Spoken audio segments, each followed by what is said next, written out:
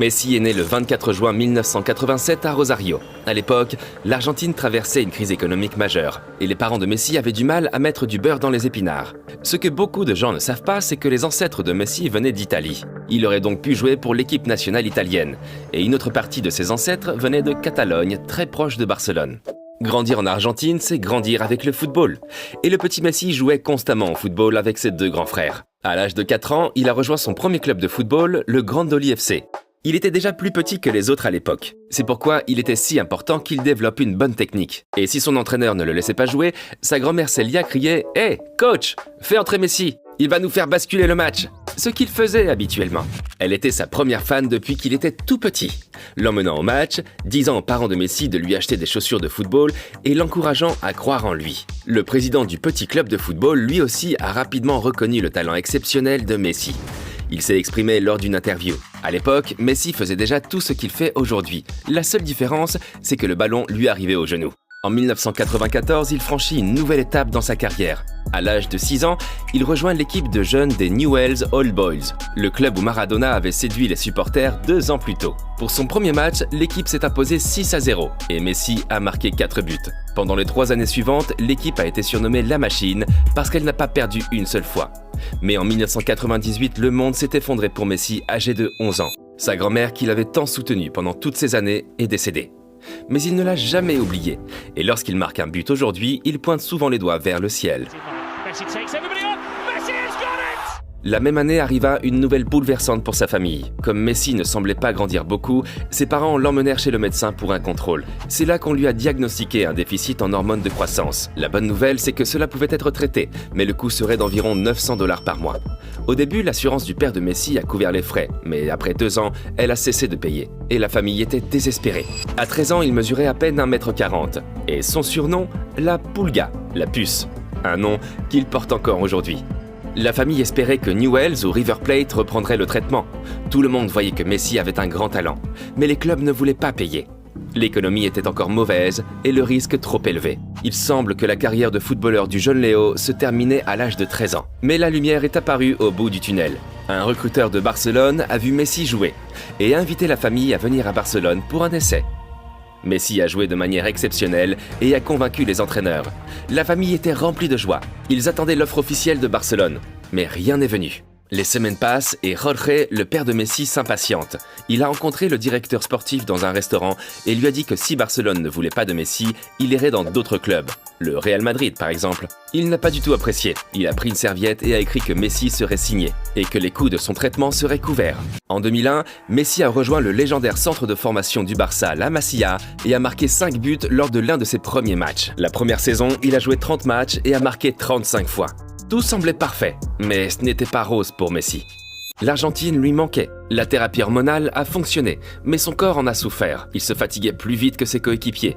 En outre, il était extrêmement timide et avait du mal à se faire de nouveaux amis. Mais il lui restait une chose, le football. Les années suivantes, il a pris plus de confiance en lui et il s'est fait des amis. Il faisait partie d'une équipe de jeunes légendaires, la Baby Dream Team. Il a joué aux côtés de joueurs comme Fabregas et Piqué. Les grands clubs ont remarqué le succès et avaient les yeux rivés sur les joueurs de la Masia. Arsenal a bien essayé et Arsène Wenger voulait faire venir Messi, 16 ans, à Londres. Finalement, seul Fabregas a décidé de suivre l'appel d'Arsenal. Messi est resté en Espagne. Lorsque Messi avait 16 ans, l'entraîneur de l'équipe première, Franck Rijkaard, l'a invité à participer à l'entraînement. Et il n'en croyait pas sémical contre Porto. L'entraîneur de Porto à l'époque, José Mourinho. Ils se sont revus à plusieurs reprises au cours des années suivantes. Au cours de la saison 2004-2005, Messi a rejoint l'équipe première. À 17 ans, 3 mois et 22 jours, il a fait ses débuts en championnat contre l'Espagnol Barcelone. Et quelques mois plus tard, son premier but avec une passe décisive de, comment aurait-il pu en être autrement, Ronaldinho. À ses débuts, Messi s'est lié d'amitié avec le Brésilien, qu'il a pris sous son aile et l'a appelé son petit frère. Ronaldinho appréciait beaucoup le jeune Argentin de 17 ans. Et bien qu'il ait été nommé meilleur joueur du monde, il a dit à Kobe Bryant que Messi serait encore meilleur que lui. En Argentine aussi, les gens ont commencé à entendre parler de ce talent exceptionnel. Quelques mois plus tôt, la Fédération espagnole de football avait tenté de convaincre Messi de jouer pour elle. Mais il ne voulait qu'une chose, jouer pour l'Albiceleste. Le 17 août 2005, le moment était venu. Mais ses débuts ont été désastreux. Quelques secondes après avoir été remplacé, il a reçu un carton rouge parce que l'arbitre pensait que Messi avait donné un coup de poing au visage de l'autre joueur. Le jeune Messi était dévasté. Au cours de la saison 2005-2006, Messi a commencé à devenir de plus en plus important pour le Barça grâce à ses performances sur le terrain. Et en huitième de finale de la Ligue des Champions, il a détruit Chelsea lors du premier match. Tout le monde était stupéfait. Puis, le choc. Au match retour, Messi s'est blessé. Barcelone est allé jusqu'en finale. Messi s'est battu pour revenir et quelques jours avant le match, il était de retour à l'entraînement. Mais en fin de compte, le manager a décidé de ne rien risquer. Léo a assisté depuis les tribunes à la victoire de Barcelone sur Arsenal. Il a remporté la Ligue des Champions pour la première fois, mais il était dévasté de ne pas pouvoir se tenir sur le terrain. Néanmoins, ses bonnes performances ont attiré l'attention. Il était donc évident que le sélectionneur argentin l'emmènerait en Allemagne en 2006 pour la Coupe du Monde. L'Argentine a dû affronter le pays hôte, l'Allemagne, en quart de finale. Mais ils ont eu du mal, et tout le monde s'attendait à ce que l'entraîneur Pekerman remplace le jeune Messi. Mais Messi est resté sur le banc, et l'Argentine a perdu le match au tir au but. La saison suivante, il a vraiment pris son envol. Le 10 mars 2007, lors du Classico contre le Real Madrid, il a marqué 2 buts. Mais le score était toujours de 3-2 pour Madrid. Nous étions dans les arrêts de jeu. Messi avec le 3-3. Et cela à seulement 19 ans. Au cours de cette saison, Barcelone n'a pas remporté le moindre trophée. Mais le jeune Messi nous a offert l'un des buts les plus légendaires de tous les temps. Lorsqu'il a traversé la moitié du terrain en 12 secondes, en dribblant 4 joueurs et le gardien de but.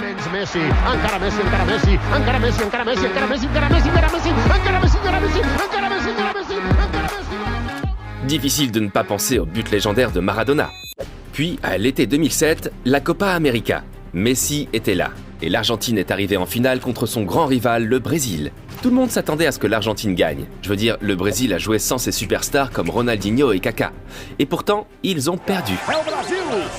La saison 2007-2008 a été une saison où Messi a eu quelques blessures mineures, également dues à son mauvais régime alimentaire. Il mangeait des fast-foods et buvait du Coca-Cola.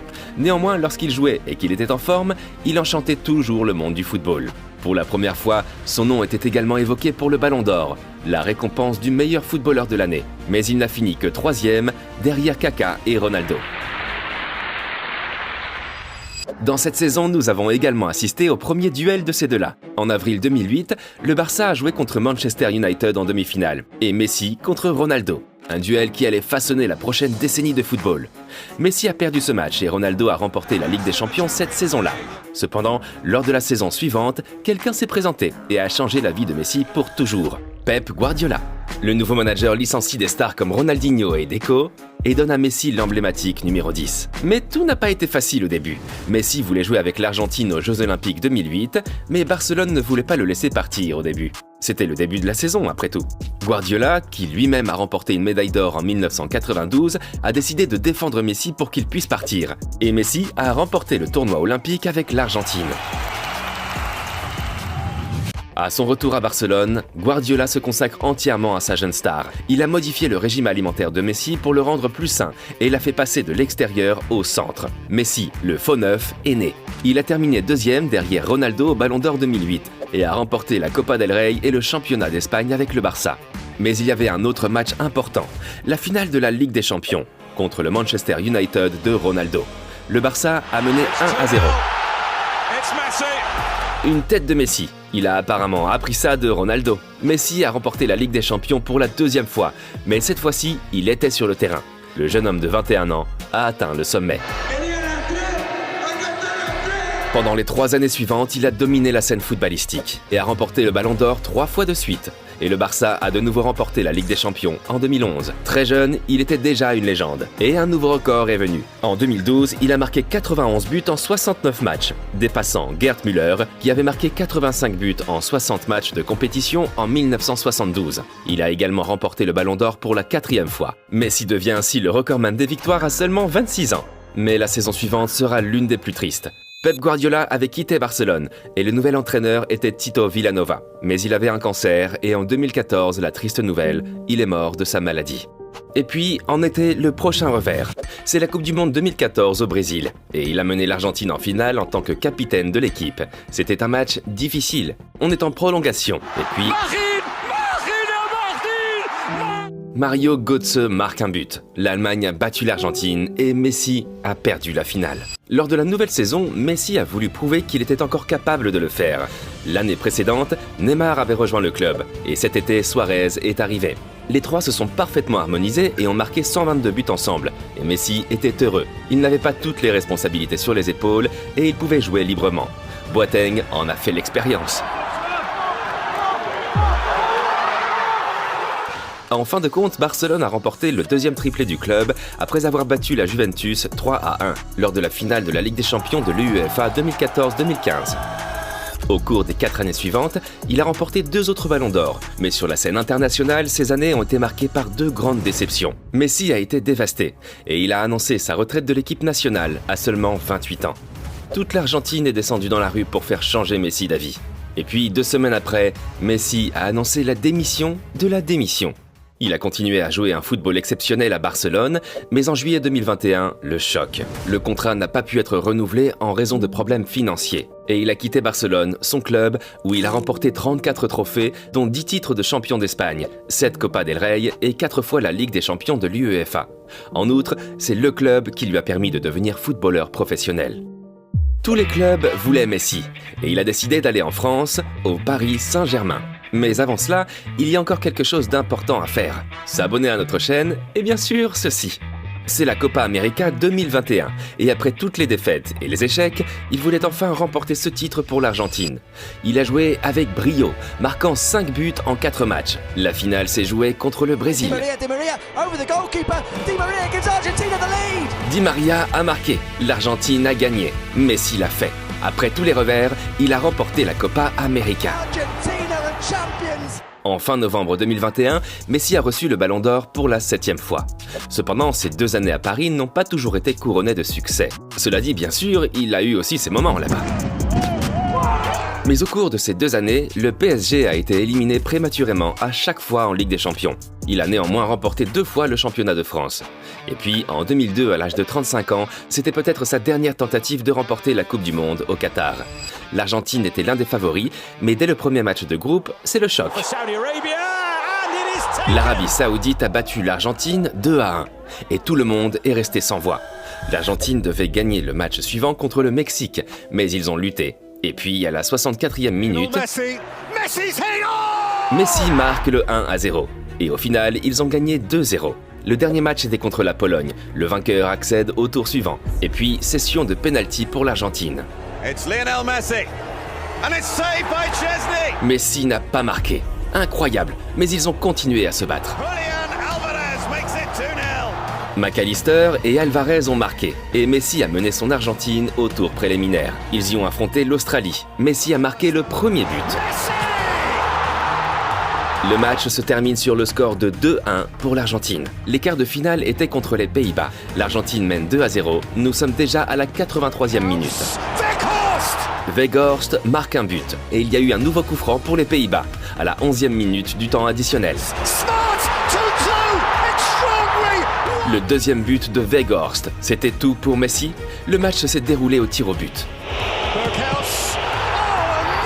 Martinez, le tueur de pénalty. En demi-finale, ils ont affronté la Croatie. Pénalty à la 34e minute. Messi a marqué avec facilité et ils se sont qualifiés pour la finale après avoir gagné 3-0. Il était si près de réaliser son rêve. Et qui ont-ils affronté là-bas? Les champions en titre, la France. Et à la 23e minute, pénalty pour l'Argentine. Messi s'est montré à la hauteur. C'était l'exemple à suivre. Et quelques minutes plus tard, Di Maria avec le 2-0. Ils étaient si près du but. Et puis à la minute 80, faute et pénalty pour la France. Mbappé prend le ballon. Le score est désormais 2-1, mais le match est presque terminé. Une minute plus tard, Mbappé égalisait. Incroyable! Était-ce le prochain coup dur pour Messi après 2014? Le match a été prolongé et à la 108e minute, Messi a marqué. Quel match fou! Nous sommes dans les dernières minutes et il y a une autre pénalité pour la France. Mbappé a encore marqué. Messi n'en revenait pas. Quelle montagne russe! Et puis dans les dernières secondes du match, Martinez sauve l'Argentine et la qualifie pour la séance de tir au but. Il y a encore de l'espoir. C'est là que Martinez a montré pourquoi il est considéré comme un expert en matière de pénalty. Le prochain joueur était Gonzalo Montiel. S'il marquait, alors l'Argentine gagnerait. Et quand il a marché lentement vers le point de pénalty, Messi a regardé vers le haut et a dit « Aujourd'hui pourrait être le jour, grand-mère ».